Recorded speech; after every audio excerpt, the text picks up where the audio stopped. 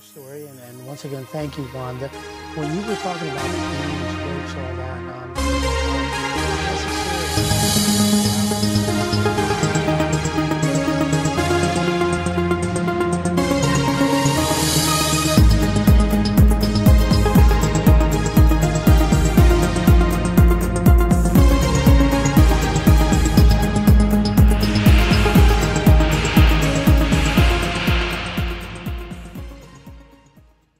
these meetings are good, and I know the people around me are really special, but there's something else there. You know, because you don't have your sponsor in the car with you 24 hours a day.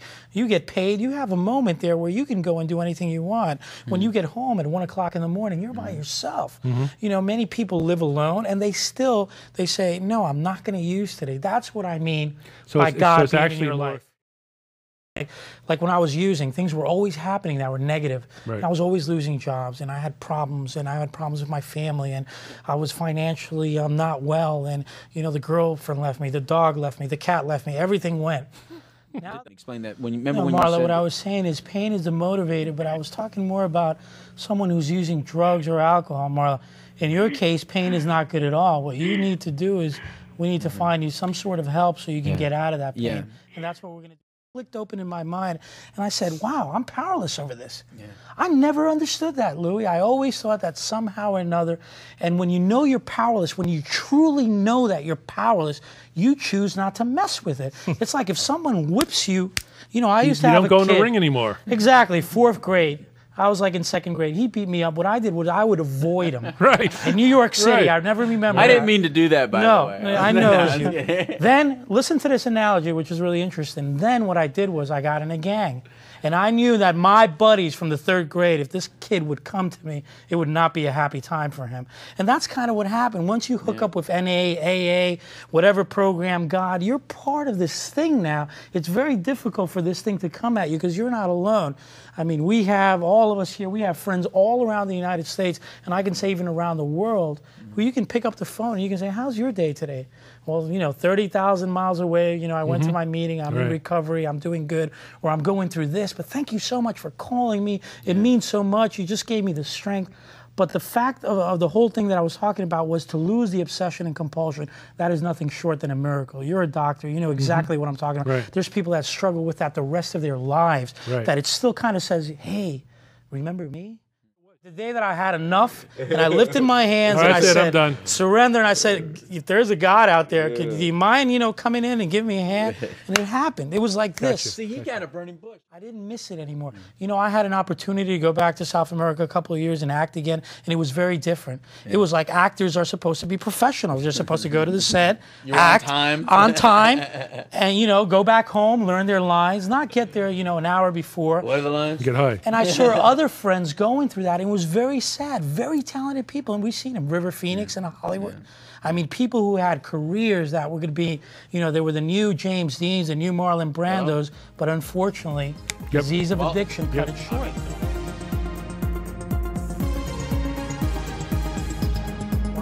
Let me ask you something. And the beauty of this, Louis, is we finally have a woman that comes on the show because we've had a lot of guys. Yeah, a lot of guys. Come in and share their story. And once again, thank you, Wanda. When you were talking about the beatings, rapes, all that, necessarily, because there's people out there that, women specifically, that are listening, what can you tell them about this, Wanda, that people like young girls think today that they're going to use and they're going to have a nice time, nothing's going to happen to them, they're going to meet nice gentlemen who like using with them. Is this the scenario, or in your specific case, tell us a little bit about what happened? Well, actually, it started out that way. It started out to be fun and entertaining and stuff, and Wanda, but getting back to the female aspect of how difficult is it for a woman to stop using drugs? Is it harder than a man? I mean, we all see, like in movies, for example, and we see women who have like unlimited access to drugs just because they're females. Is that true, or is that a little bit of stereotype of Hollywood? No, that's not true at all. You know, it's like, I believe it's more difficult for women. Why? Because where you're exposed to so much more, it's so much harder for you to... You got to a point where you had enough? You knew you had enough? I was tired. I was really tired. You were sick and tired of being sick and tired?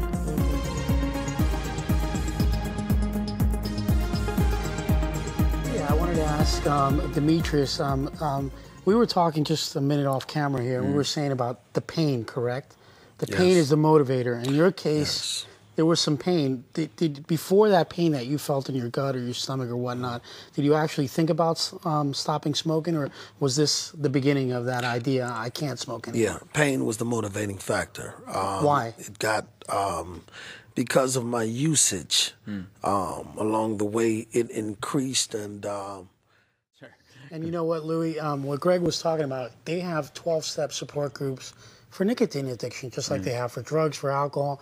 And the beauty of it, I think what you're saying, Demetrius, is like, of course, there's all these medications that are out there that will help you to stop quitting. But from... Stop quitting? I got you. I understand. Stop, smoking cigarettes. But from the experience that we have as counselors is that we've seen that any addiction is possible to stop if you seek help. Absolutely. It's very difficult to just wake up and say, I'm not going to smoke today if you don't have a therapist, you don't have a support group. Did you use your support group of your 12-step fellowship to stop smoking? Absolutely. How was that process? Well, it was a combination of things. In working the 12 steps and dealing with... And the pain, we always talk about that, right? The pain is a motivator. What is it going to take? Do you have to have cancer first? Do you have to have someone in your family who's dying? Yeah. I mean, there's help available. I mean, we have it here today. Exactly. People can call in. They can get help. And one of the suggestions that I think that we have out there for people is look for a support group. Look where it's 12 steps, whatever it is, somewhere where you can go. Exactly. And there's other people in the room that are going to say, listen, I stopped smoking 6 months ago and I could do it. I stopped a year ago and I can do it. And I believe, Louis, that'll motivate you to continue. It's a lot more difficult to try to do it on your own.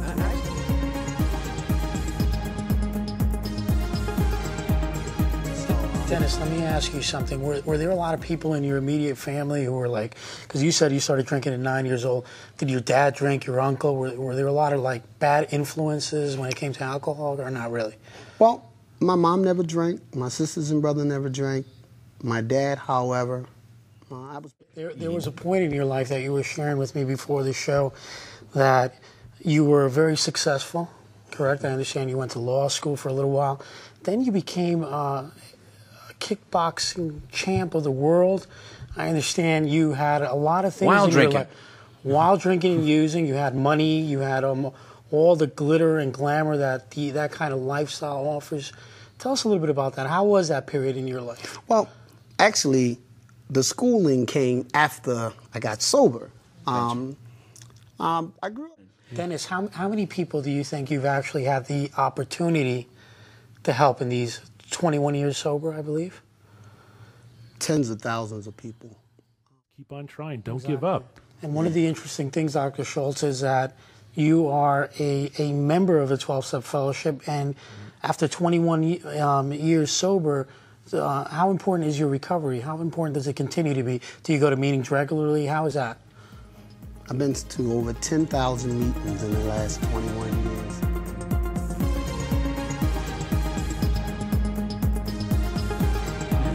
What I want to ask you is, once you started on this process of renting videos, buying the magazines, exactly how did it escalate? I understand it was progressive. It started to get, did you start acting out with people? How did it work? Well, after I would start drinking, then I would pursue the techniques that I saw in and alcohol and my internet addiction became very habit-forming, and I just out-acted in the time. So you would see a video and you would immediately want to act out, and for the people that are watching, acting out is basically going and finding a sex partner, correct? Is that it? Exactly, yes, that's what I would do. When I would act out, when I would drink and watch the movies, I would get ready to, when I get ready, I would go and find a person to interact with me pursuing these issues. And where would you do this? Where would you find these people? Out on the street, anywhere. Anywhere. Anywhere. Now, when you say you wanted to act, what I want to ask you is, how does this actually start? A lot of people are listening. They're probably saying, well, this will never happen to me. I'm not like that. I just like to go online, watch a couple of sites here and there. What was the progression like? I mean, I understand you're a young man, you're a professional, you're a person that doesn't fall into the category of maybe being a sex addict. How does this happen for our listeners? Right. And along those lines, I thought, like many of the people that I see who are recovering. Nicely about that, I wanted to comment to you and Roland here that a lot of times when the people are acting out, they seem to like feel they're immune to actually contracting any sort of disease. And I believe, Roland, this is what happened with you also, correct? You did get a disease, am I right? Yes, I did. Can you tell us a little bit about that, please? Okay. My sex addiction went on and on and on until when I started having symptoms that I never experienced before in my life. This was in 1991.